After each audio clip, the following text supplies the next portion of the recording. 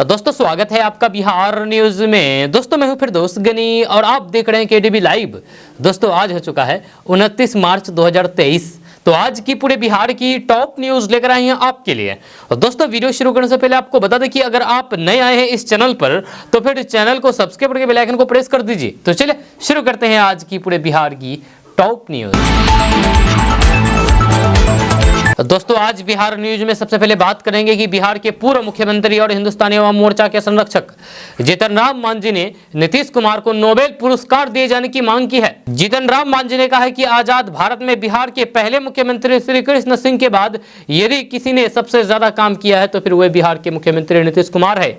इसीलिए नीतीश कुमार को नोबेल पुरस्कार से सम्मानित किया जाए, यही मेरी मांग है। सदन में उन्होंने ये मांग रखी है। हालांकि इस दौरान जीतन राम मांझी ने यह भी कहा है कि सरकार से अनुरोध है कि कुछ सुधार की भी गुंजाइश है। जीतन राम मांझी ने कहा है कि गरीब छात्र को कॉलेज में फ्री में उच्च शिक्षा दी जाए। 2014-15 के अनुसार ही फिर से योजना बिहार में शुरू की जाए। जीतन राम मांझी ने यह भी कहा है कि भूदान अधिशेष की जमीन प्रमाण जारी किया जाए। 2015 में जो दखल देहानी की जो मुहिम शुरू की गई थी उसे फिर से शुरू किया जाए। दोस्तों बात करते हैं कि राजद सुप्रीमो लालू प्रसाद यादव के पास सोमवार को खुशी का दो मौका आया। जहाँ एक तरफ तेजस्वी यादव को पुत्री रत्न की प्राप्ति के जश्न में पूरा परिवार डूबा हुआ था, वहीं सुप्रीम कोर्ट से लालू प्रसाद यादव को चारा घोटाले मामले में बड़ी राहत मिली है। जहां सुप्रीम कोर्ट ने चारा घोटाले से जुड़े हुए डोरांडा कोषागार मामले सीबीआई के द्वारा नोटिस जारी करने को लेकर के दाखिल याचिका को खारिज कर दिया है। जब कोर्ट ने कहा है कि इस तरह का मामला पहले से न्यायालय में लंबित है। चारा घोटाले मामले में डोरांडा कोषागार से हुए निकासी में लालू प्रसाद यादव को जमानत देने को सीबीआई के द्वारा चुनौती दी गई थी। सुप्रीम कोर्ट ने मामले में सुनवाई करते हुए जांच एजेंसी की याचिका को लंबित मामले के साथ जोड़ दिया। जब राजद प्रमुख लालू प्रसाद यादव को 5 सालों की सजा सुनाई गई थी। दोस्तों बात करते हैं कि बिहार सरकार के द्वारा सोमवार को बिहार विधानसभा की कार्रवाई खत्म होने के बाद कैबिनेट की बैठक का आयोजन किया गया। बैठक की अध्यक्षता मुख्यमंत्री नीतीश कुमार ने की। सूत्रों के अनुसार इसमें वैशाली में हेरिटेज सेंटर बनाने से लेकर के हाईकोर्ट कर्मचारियों के लिए आवास बनाने सहित 7 मुद्दे पर मुहर लगी है। जब वैशाली में बनने वाला हेरिटेज सेंटर 300 एकड़ एरिया में फैला होगा। इसके साथ ही कृषि योजना पर कैबिनेट की मुहर लगी है। हालांकि आम लोगों को बिजली बिल पर मिलने वाली सब्सिडी कैबिनेट में पास होने की उम्मीद थी, मगर ऐसा नहीं हुआ। दोस्तों बात करते हैं कि बिहार की अदालतों में कामकाज में तेजी लाने के लिए 1,500 डाटा एंट्री ऑपरेटर और सिस्टम एनालिस्ट बहाल किए जाएंगे। नियुक्ति की प्रक्रिया भी जल्द शुरू की जाएगी। मुख्यमंत्री नीतीश कुमार की अध्यक्षता में हुई मंत्रिमंडल की बैठक में इस प्रस्ताव को स्वीकृति दी है। बैठक में कुल 7 प्रस्ताव पर मंथन हुआ और फिर विचार के बाद उन्हें स्वीकृति की गई है। मंत्रिमंडल विभाग के सूत्रों से मिली जानकारी के अनुसार हाईकोर्ट ने अदालतों में कामकाज में तेजी लाने और फिर कंप्यूटरीकरण को बढ़ावा देने के लिए डेटा एंट्री ऑपरेटर और फिर सिस्टम एनालिस्ट बहाल करने की अनुशंसा की थी, जिसे स्वीकृत की गई है। दोस्तों बात करते हैं कि बिहार की राजनीति में अपना दखल सुनिश्चित करने की नीयत से जनसुराज पदयात्रा पर निकले चुनावी रणनीतिकार प्रशांत किशोर ने बड़ा दावा किया है। प्रशांत किशोर ने कहा है कि उनकी पार्टी कभी भी किसी भी दल से गठबंधन नहीं करेगी, अपने बलबूते पर चुनाव लड़ करके बिहार में व्यवस्था खड़ी करेगी। जी हाँ, सारण जिले के मसौरा में प्रेस को संबोधित करते हुए प्रशांत किशोर ने कहा कि अभी तक उनकी पार्टी नहीं बनी है। जब लोगों से पार्टी बनाने को लेकर के विचार विमर्श किया जा रहा है, लेकिन अगर जनसुराज दल का गठन होता है तो फिर कभी गठबंधन की राजनीति में नहीं आ जाएंगे। प्रशांत किशोर ने कहा है कि मौजूदा समय में उनकी पूरी सोच और ताकत एक नई व्यवस्था बनाने में लगी है, इसमें किसी के साथ गठबंधन करने का सवाल ही पैदा नहीं होता है। प्रशांत किशोर ने दावा किया है कि बिहार के लोगों ने अगर मेरी बात समझ ली और जनसुराज के परिकल्पना से दिल से जुड़ गए तो फिर चुनाव में इतनी सीट जीत लेंगे कि गिनना मुश्किल हो जाएगा। लेकिन लोग नहीं समझे तो फिर एक भी सीट नहीं आएगा। ये पार्टी बिहार के जनता की होगी, ना कि प्रशांत किशोर जैसे किसी व्यक्ति की। लड़ाई में जीत और हार दोनों बिहार की जनता की होगी। प्रशांत किशोर ने कहा है कि मैं हमेशा राजनीतिक दलों और फिर नेताओं को सलाह देकर के उन्हें व्यवस्थित रूप से चुनाव लड़ने और फिर जीतने में मदद करता रहा। अब यही काम बिहार की जनता के लिए करूंगा। अभी लोगों को संगठित करने की कोशिश कर रहा हूं। उन्हें विश्वास जताया है कि बिहार बदलेगा। तो निषाद समाज को सही अर्थ में, सही मायने में अभी तक आज़ादी नहीं मिली है। यह कहना मेरा नहीं बल्कि विकासशील इंसान पार्टी यानी कि वीआईपी के संस्थापक और बिहार के पूर्व मंत्री मुकेश सहनी का है। उन्होंने कहा है कि बाबा साहेब भीमराव अंबेडकर ने जो संविधान में हमें अधिकार दिए वह अब तक नहीं मिले हैं। हैरानी की बात तो यह है कि निषाद समाज को दिल्ली और पश्चिम बंगाल में आरक्षण मिलता है, लेकिन बिहार में इस जाति को आरक्षण से वंचित रखा गया है। एक जनसभा को संबोधित करते हुए मुकेश सहनी ने निषाद समाज की स्थिति पर चिंता जताते हुए कहा है कि आजादी के 75 साल के बाद निषाद के बेटे की मदद से बिहार में नीतीश कुमार के नेतृत्व में सरकार बनी है, लेकिन निषाद के बेटे को आगे बढ़ने से रोकने के लिए उनके 4 विधायकों को खरीद लिया गया और उसे ही सरकार से बाहर कर दिया गया, जिसे हम लोगों ने बनाया था। उन्होंने कहा है कि ऐसे लोगों को डर है कि अगर ये आगे बढ़ेगा और अपने पैरों पर खड़ा हो जाएगा तो फिर भविष्य में अपने दम पर भी सरकार बना लेगा। यही कारण है कि हमें समाप्त करने की कोशिश की जाती है। उन्होंने लोगों से अपील करते हुए कहा है कि कोई भी कष्ट झेल करके आगे बढ़ना है। उन्होंने कहा है कि आज ये हमारी ताकत है कि देश का कोई भी बड़ा नेता हमारे सामने झुकता है। दोस्तों, बात करेंगे कि केंद्र और राज्य सरकारों की ओर से लगातार देश का विकास किया जा रहा है। इस बीच छोटे शहरों और फिर गांव के विकास से भी लोगों को काफी ज्यादा फायदा पहुंच रहा है। इस बीच केंद्रीय मंत्री नितिन गडकरी की ओर से बड़ी बात कही गई है, जहां केंद्रीय सड़क परिवहन एवं राजमार्ग मंत्री नितिन गडकरी ने कहा है कि देश को 5000 अरब डॉलर की अर्थव्यवस्था बनाने के लिए स्मार्ट सिटी और गांव के विकास में सार्वजनिक निजी भागीदारी जरूरी है। इससे गांव का और स्मार्ट सिटी का विकास तेजी से होने की उम्मीद है। नितिन गडकरी ने सार्वजनिक निजी भागीदारी यानी कि पीपीपी मॉडल के तहत स्मार्ट सिटी और गांव के विकास की जरूरत बताई है। उन्होंने कहा है कि स्मार्ट सिटी का विकास भारत में सफलता की कहानी है, जहां हमें यहाँ काफी संभावना दिखती है। इससे लोगों की जिंदगी में भी सुधार लाने में मदद मिलेगी। केंद्रीय मंत्री नितिन गडकरी ने कहा है कि प्रधानमंत्री नरेंद्र मोदी के भारत को 5000 अरब डॉलर की अर्थव्यवस्था बनाने के दृष्टिकोण को हकीकत रूप देने के लिए स्मार्ट सिटी और फिर गांव का विकास जरूरी है और इसके लिए सार्वजनिक निजी भागीदारी महत्वपूर्ण है। दोस्तों, बात करते हैं कि आरजेडी सुप्रीमो लालू प्रसाद यादव और राबड़ी देवी नन्ही पोती के साथ खेलते दिखे हैं। दरअसल तेजस्वी यादव की पत्नी राजश्री ने कल बेटी को जन्म दिया। यह खबर सामने आते ही लालू परिवार में खुशियों की लहर दौड़ पड़ी। जब वहीं लालू यादव और राबड़ी देवी भी नन्ही पोती को गोद में लेकर के काफी भावुक नजर आए।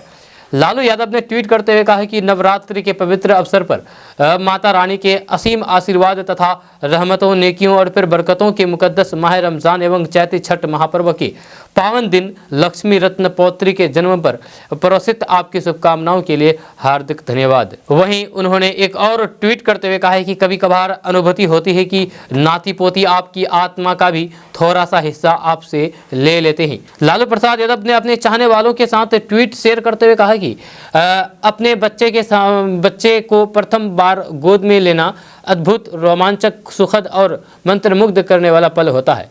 आप इस कीमती नए छोटे से मासूम चेहरे में भविष्य के साथ साथ अतीत एवं वर्षों के प्यार, त्याग और संघर्ष को महसूस करते हैं। इनकी छोटी आंखों का मिलान कुछ नया दिखता है। दोस्तों, बात करते हैं कि तमिलनाडु में बिहारी मजदूरों पर कथित हिंसा का फर्जी वीडियो शेयर करने के मामले में आरोपित यूट्यूबर मनीष कश्यप की 5 दिनों की रिमांड अवधि पूरी सोमवार को हो गई, जिसके बाद सोमवार की शाम उसे वापस बेऊर जेल भेज दिया गया। आर्थिक अपराध इकाई यानी कि ईओयू को पहले 1 दिन और फिर 4 दिनों के लिए मनीष कश्यप का रिमांड मिला था, जो कि सोमवार को पूरा हो गया। अब तमिलनाडु पुलिस उसे ट्रांजिट रिमांड पर लेने की तैयारी में जुटी हुई है। सूत्रों से मिली जानकारी के अनुसार तमिलनाडु पुलिस ने सोमवार को मनीष कश्यप को ट्रांजिट रिमांड पर लेने के लिए फिर से अर्जी दी है। जब पुलिस उसे पूछताछ के लिए 15 दिनों की रिमांड पर तमिलनाडु ले जाने चाहती है। जब उम्मीद है कि 1-2 दिनों में कोर्ट रिमांड पर अपना फैसला सुना देगी। इससे पहले विशेष कोर्ट में तमिलनाडु द्वारा एक आवेदन देकर के तमिलनाडु कोर्ट में पेश के लिए प्रोडक्शन वारंट की इजाज़त मांगी गई थी, लेकिन कोर्ट ने उनके आवेदन को खारिज करते हुए ईओयू की रिमांड अवधि खत्म होने के बाद फिर से आग्रह करने का निर्देश दिया था। तमिलनाडु में बिहारी मजदूरों को पीटने और फिर तमिलनाडु से बाहर जाने का फर्जी वीडियो वायरल के मामले में ईओयू ने मनीष कश्यप समेत अन्य के खिलाफ अलग अलग मामले दर्ज किया है। वहीं पर मनीष कश्यप का मोबाइल अब तक पुलिस के हाथ नहीं लगा है। जी हाँ, मोबाइल की तलाश में नोएडा से लेकर के पटना के महेश नगर के फ्लैट तक की तलाशी ली गई है, मगर उसका पता नहीं चला। इस बीच पुलिस को डिटेल साक्ष्य और फिर 3-4 डायरिया मिली है, जिसमें लेन देन की जानकारी है।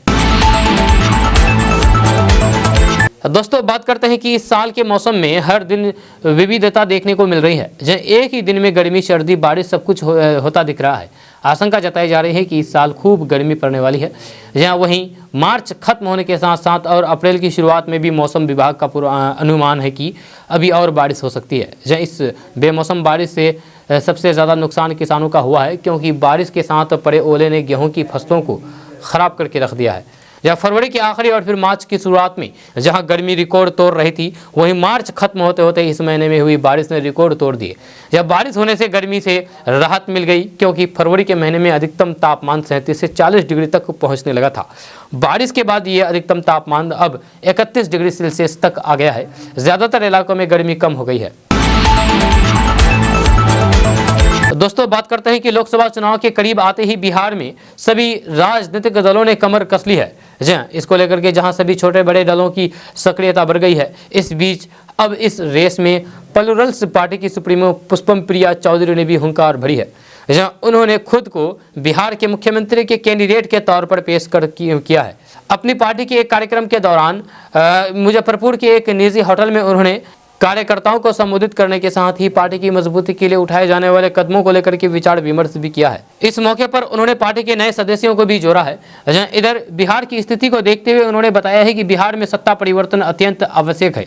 जिस साथ ही उन्होंने अपने आप को मुख्यमंत्री का सुयोग्य उम्मीदवार भी बताया है। इस दौरान उन्होंने बताया है कि बिहार की स्थिति लगातार खराब होती जा रही है। हालांकि हर पार्टी के लिए बिहार एक लड्डू है, जिसे वे लोग आपस में बांट करके खा रहे हैं। दोस्तों, बात करते हैं कि जेडीयू के प्रदेश अध्यक्ष उमेश कुशवाहा ने भाजपा के नवनियुक्त प्रदेश अध्यक्ष सम्राट चौधरी के 40 सीट जीतने के बयान पर पलटवार किया है। उन्होंने कहा है कि भाजपा गलतफहमी की शिकार ना हो। सम्राट चौधरी का बड़े बन के अलावे और कुछ नहीं है। भाजपा बिहार की सभी 40 सीटों की जीतने का सपना देखने लगे हैं। ये मुंगेरी लाल के हसीन सपने देखने के अलावे और कुछ नहीं है। उमेश कुशवाहा ने कहा है कि बिहार भाजपा गुटबंदी की इस प्रकार शिकार हो चुकी है कि वे अपनी पार्टी के किसी भी पुराने चेहरे को पार्टी का प्रदेश अध्यक्ष बनाने की हिम्मत नहीं जुटा पाई है।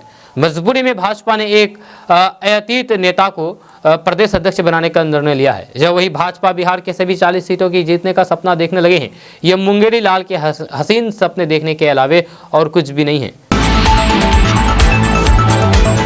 दोस्तों, बात करते हैं कि मुजफ्फरपुर जिले में झोला छाप डॉक्टरों की करतूतों इन दिनों सड़ चढ़ करके बोल रही है। हाल के दिनों में सकरा इलाके में हुए चर्चित किडनी कांड का मामला शांत भी नहीं हुआ था कि एक बार फिर से डॉक्टरों ने इसी इलाके में बरियारपुर ओपी क्षेत्र के बहादुरपुर गांव में ऑपरेशन कराने गई एक महिला का बच्चेदानी और फिर पेशाब के रास्ते का नस काट दिया, जिसके बाद महिला की हालात बिगड़ने लगी और आनंद फानन में महिला को बाहर ले जाने की डॉक्टरों ने सलाह दे दी।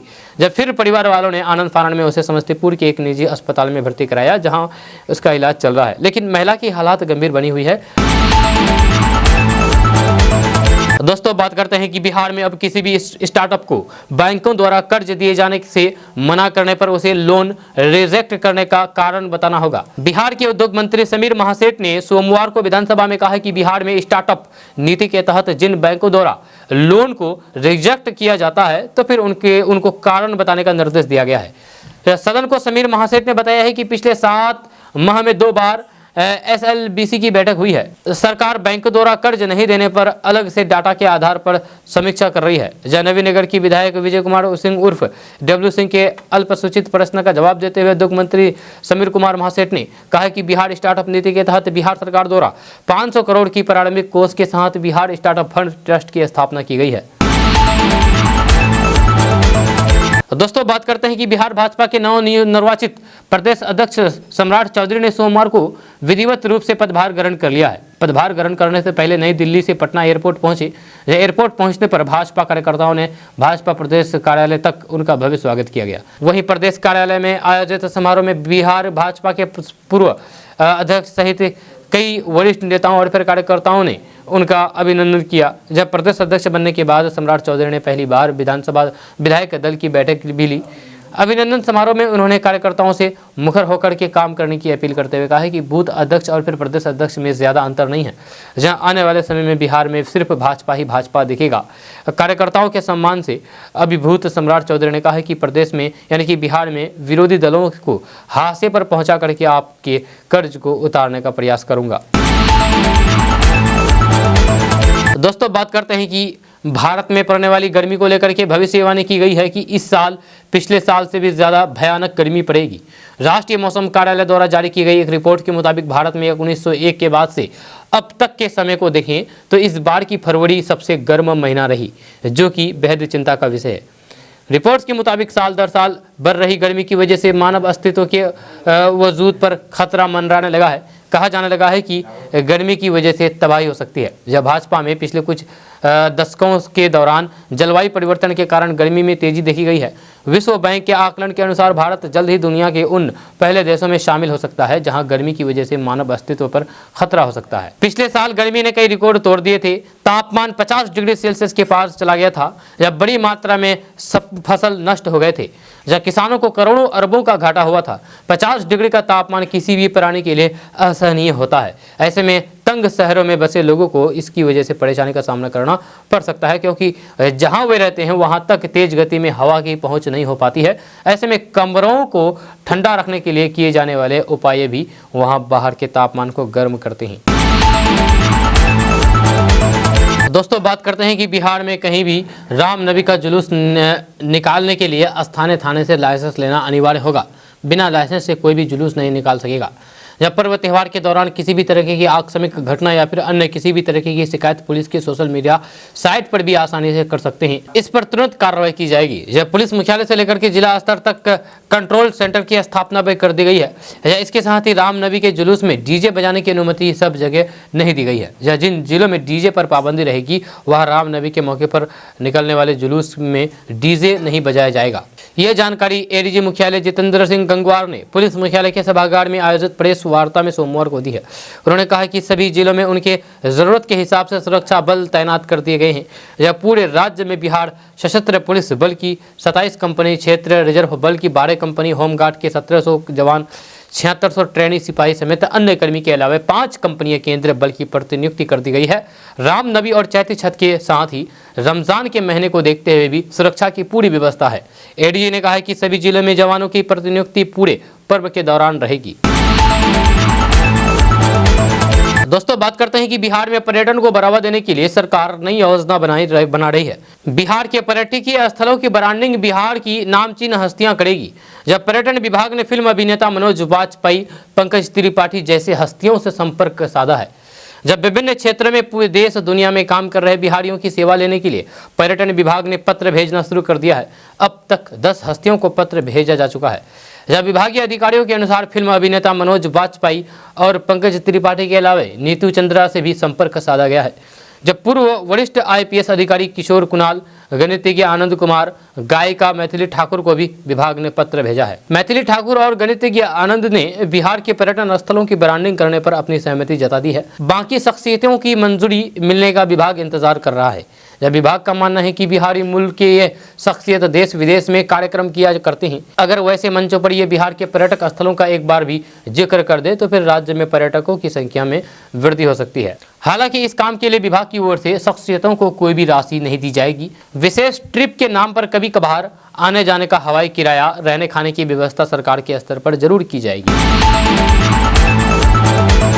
दोस्तों, अब बात करेंगे कि गहनों पैसों की चोरी तो हर कोई कर सकता है, लेकिन बिहार के चोर थोड़े से भी अलग हैं।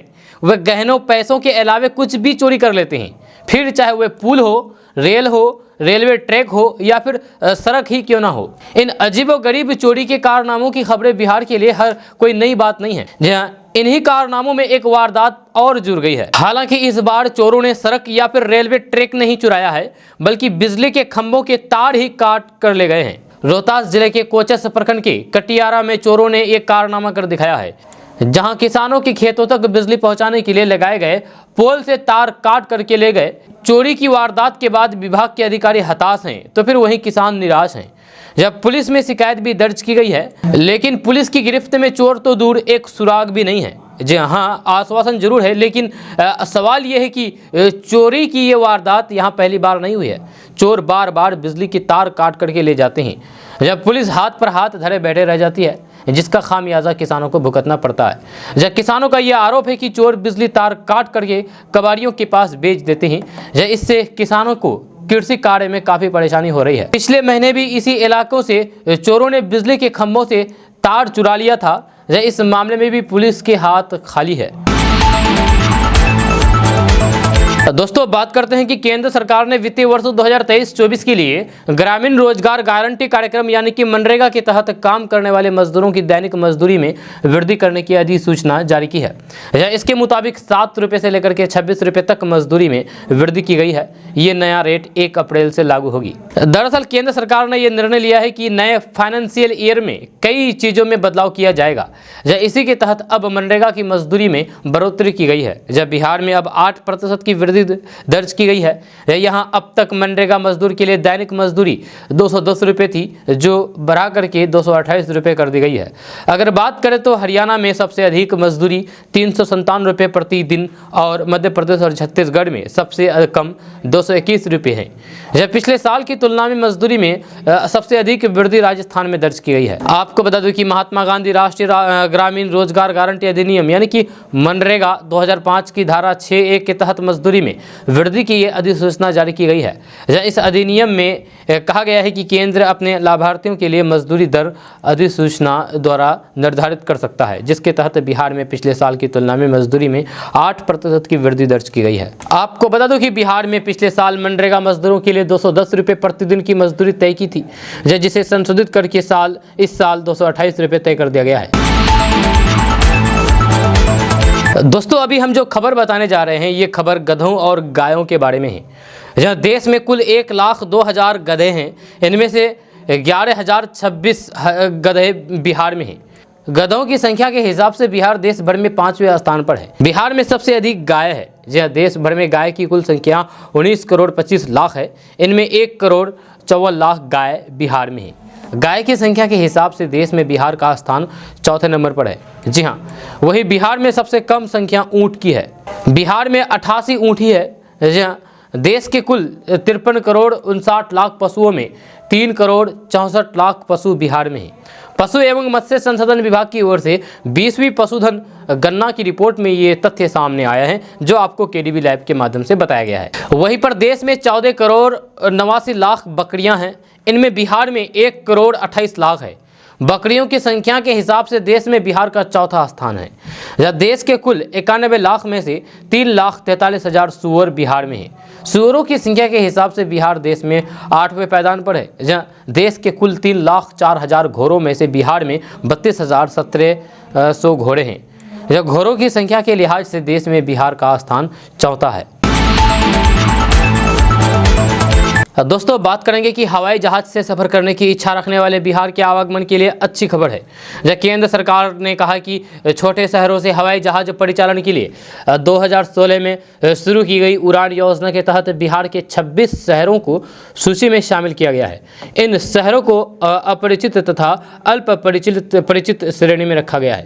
दरभंगा शहर से फिलहाल हवाई जहाज की उड़ान शुरू की गई है।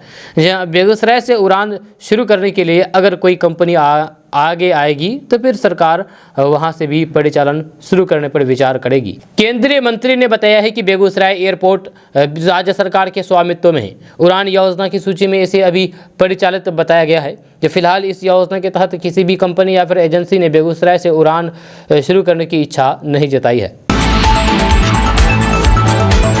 दोस्तों बात करते हैं कि देश में अगले साल यानी कि एकेडमिक ईयर 2024-25 के से सभी क्लास की किताबें बदल सकती है। किताबों में होने वाला ये बदलाव पहली से लेकर के 12वीं तक के लिए होगा। दरअसल शिक्षा मंत्रालय 2024-25 तक नए नेशनल करिकुलम फ्रेमवर्क के तहत सभी क्लास के लिए नई किताबों को लाने की योजना बना रही है। इन किताबों को क्षेत्रीय भाषाओं में तो उपलब्ध कराई जाएगा, साथ ही साथ इन्हें डिटेल प्लेटफॉर्म पर भी पढ़ा जा सकेगा। अधिकारियों के मुताबिक नई किताबें छात्रों की क्षमता के आधार वाली होगी। इनमें ज़्यादा से ज़्यादा जोर एक्टिविटी पर दिया जाएगा। एक टॉप अधिकारी ने बताया है कि हमने इन किताबों को तैयार करने वाले national council of education research and training को कहा है कि वे क्षमता आधारित अप्रोच को अपनाएं ताकि स्टूडेंट ज़्यादा से ज़्यादा सोचे और फिर सीखे हुए कॉन्सेप्ट का इस्तेमाल करें। दोस्तों बात करते हैं कि बिहार में विधानमंडल बजट सत्र चल रहा है। और आज भी बजट सत्र चल रहा है। इस दौरान सदन प्रश्नकाल में बिहार के सरकारी स्कूलों शिक्षा व्यवस्था का मुद्दा उठा। आपको बता दूं कि सदन में सवाल उठा है कि सरकारी स्कूल में 50% शौचालय हैं, लेकिन वे महज नाम मात्र के हैं। नए शौचालय सरकार कब तक बच्चियों को बनवा करके देगी, जिससे बेकार शौचालय में जाने से बच्चे बचेंगे। सवाल के जवाब में शिक्षा मंत्री चंद्रशेखर विभाग के द्वारा किए गए पत्राचार का हवाला दिया, जिस पर बीजेपी विधायक नंद किशोर यादव ने कहा है कि सरकार ये बताएं कि पत्र को काफी पहले लिखा गया था, लेकिन अब तक सरकार ने कितने विद्यालय में प्रशासन एवं पदाधिकारियों पर कार्रवाई करने का विचार रखती है।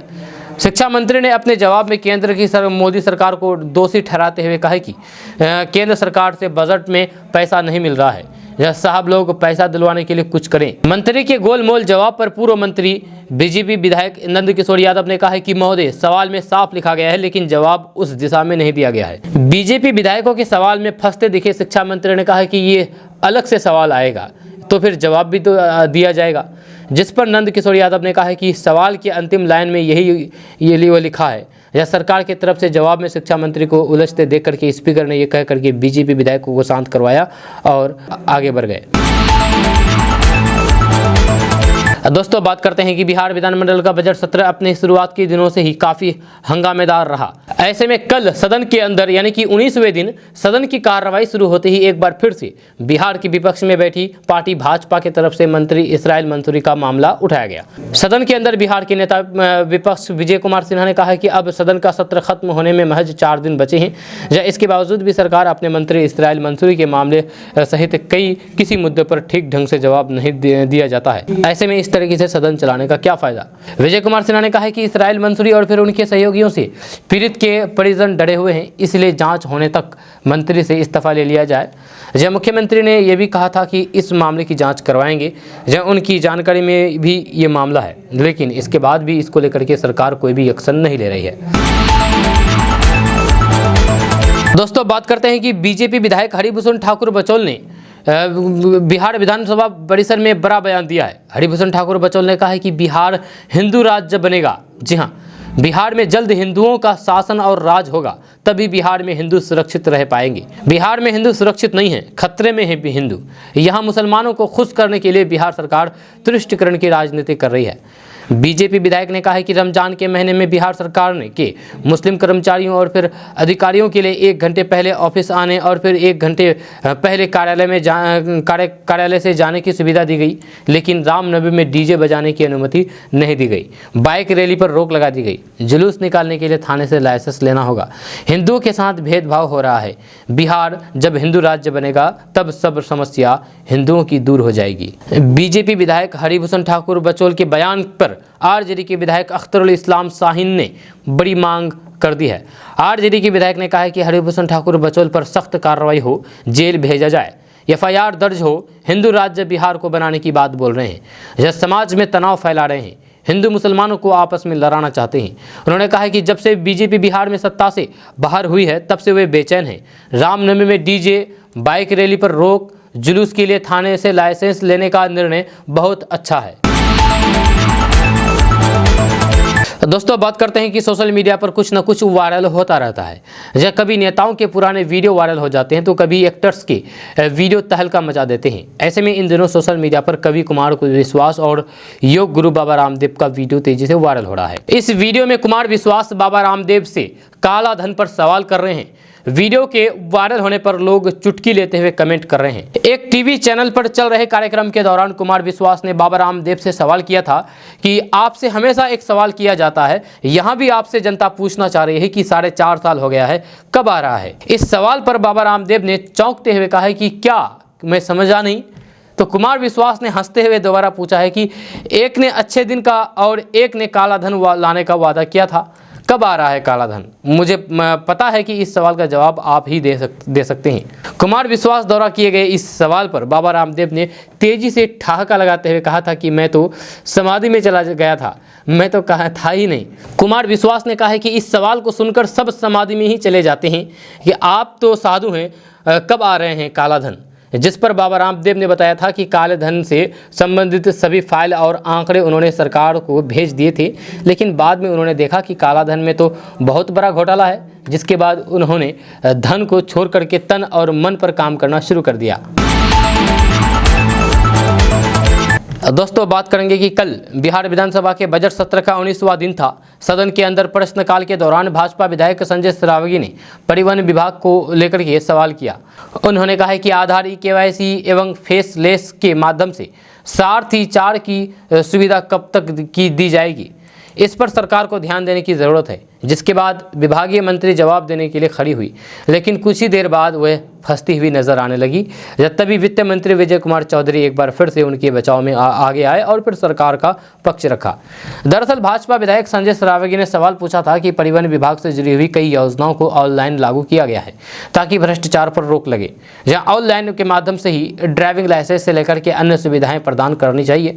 इसको लेकर के बिहार में भी सारथी 4 योजना चल रही है, इसके बाद भी लोगों को इसका फायदा क्यों नहीं मिल रहा है। वहीं संजय सरावगी के इस सवाल पर बिहार सरकार की परिवहन मंत्री शीला मंडल ने अपना पक्ष रखा, लेकिन इसके बाद भी भाजपा विधायक की तरफ से पूरक सवाल किया जाता रहा। जिसके बाद परिवहन मंत्री जवाब देने में फंसने लगी, तो फिर संसदीय कार्य मंत्री विजय कुमार चौधरी आगे आए और फिर उन्होंने सवाल का जवाब देना शुरू कर दिया, जिसके बाद मामला जाकर के शांत हुआ। दोस्तों, बात करते हैं कि बिहार विद्यालय परीक्षा समिति की मैट्रिक परीक्षा का परिणाम तैयार हो चुका है।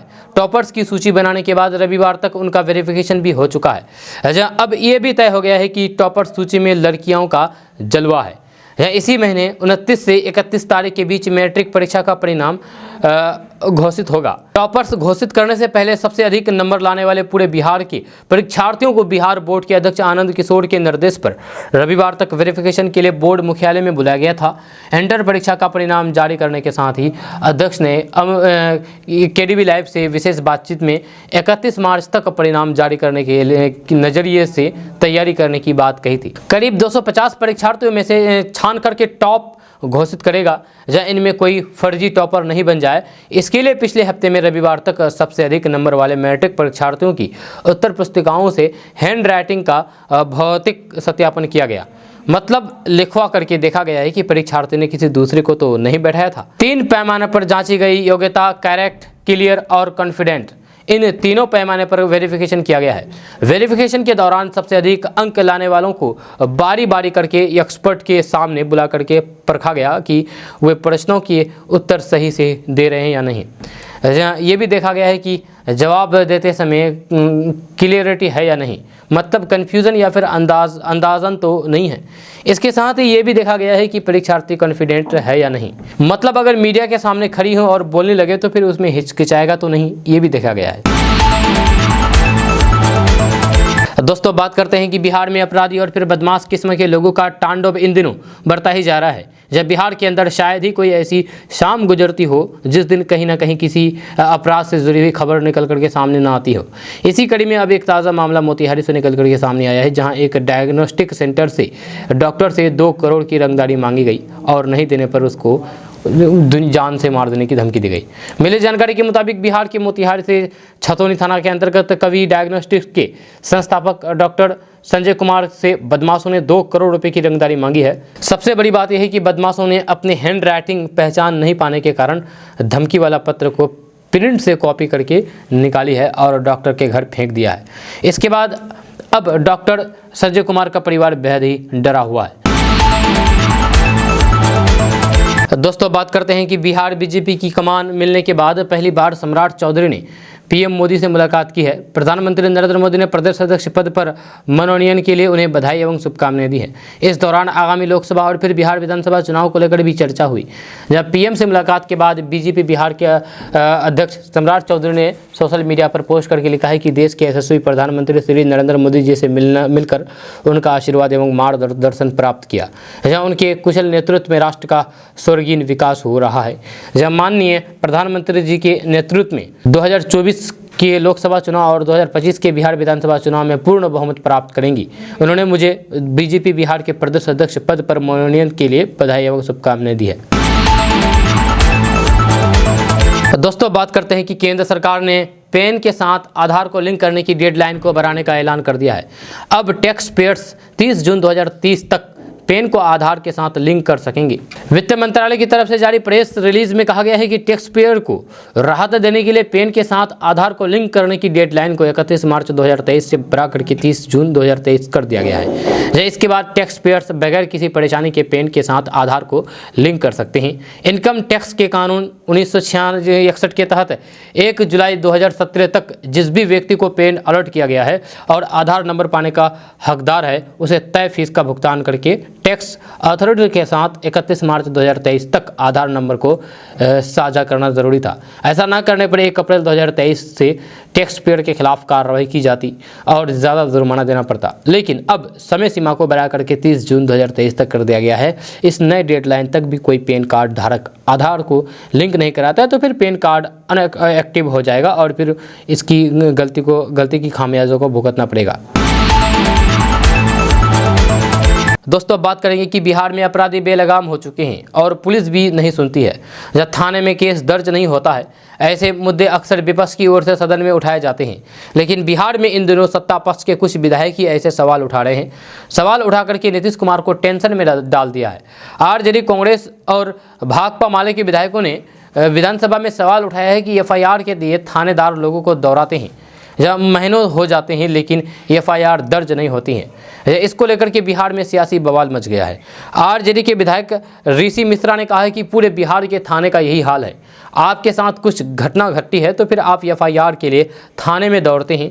उन्होंने कहा है कि उनके विधानसभा क्षेत्र में औरंगाबाद जिले के दाऊद नगर में एक मोबाइल कंपनी के टावर से सिस्टम और फिर कई अन्य सामान को चोरों ने चुरा लिया। एफआईआर दर्ज करने के लिए थानेदार कई दिनों तक टावर के मैनेजर को दौड़ाते रहा।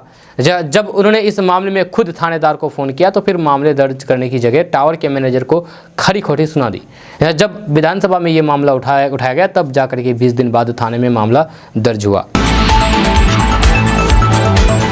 दोस्तों, बिहार के किशनगंज में एक 14 साल की लड़की स्कूल से लापता हो गई। काफी खोजबीन के बाद लड़की के ना मिलने से परिवार वालों का रो रो करके बुरा हाल है। वहीं स्कूल और बस वाले बच्ची के बारे में कोई जानकारी नहीं दे पा रहे हैं। जब मामला किशनगंज टाउन थाना क्षेत्र के पश्चिम पाली का है। जानकारी के अनुसार पश्चिम पाली निवासी मनोज कुमार सिन्हा की बेटी अर्पिता सिन्हा किशनगंज शहर के मोतीबाग में स्थित सरस्वती विद्या मंदिर नामक स्कूल में पढ़ती है। बीते गुरुवार को अर्पिता सुबह 10 बजे स्कूल बस से विद्यालय तो गई, लेकिन छुट्टी के बाद शाम को वह घर नहीं लौट पाई। उसके बाद परिवार वालों ने इसे स्कूल के साथ साथ आसपास की सभी जगह, बस स्टैंड पर और रेलवे स्टेशन आदि जगहों पर ढूंढा, मगर उनकी बेटी कहीं भी नहीं मिली। इसके बाद सोमवार को परेशान परिवार वालों ने थाने पहुंच करके उसके लापता होने की सूचना देते हुए केस दर्ज करवाया है। फिलहाल टाउन थाना पुलिस मामले की जांच में जुट गई है। लापता बच्ची अर्पिता के पिता मनोज कुमार सिन्हा ने बताया है कि उनकी 14 साल की बेटी शहर के सरस्वती विद्या मंदिर में पढ़ती है, जहाँ हर दिन की तरह वह बस से स्कूल गई थी, मगर छुट्टी के बाद वे लौट के नहीं आई। इसके बाद परिवार वालों ने बस ड्राइवर और फिर स्कूल से जानकारी तो ली, वहाँ भी कोई भी कुछ अता पता नहीं चल पाया। वहाँ भी कोई नहीं बता पा रहा है। बच्ची के इस तरह लापता हो जाने से परिवार वालों का रो रो करके बुरा हाल हो गया है। दोस्तों, ये अपडेट बस यहाँ तक। कैसा लगा नीचे कमेंट बॉक्स में कमेंट करके ज़रूर बताइएगा। अगर आप नए आए हैं इस चैनल पर तो फिर चैनल को सब्सक्राइब करके बेल आइकन को प्रेस कर दीजिए और साथ ही वीडियो को लाइक कर दीजिए, अपने दोस्तों के साथ शेयर भी कीजिए। तो चलिए मिलते हैं फिर नेक्स्ट वीडियो के साथ। तब तक के लिए जय हिंद, जय बिहार।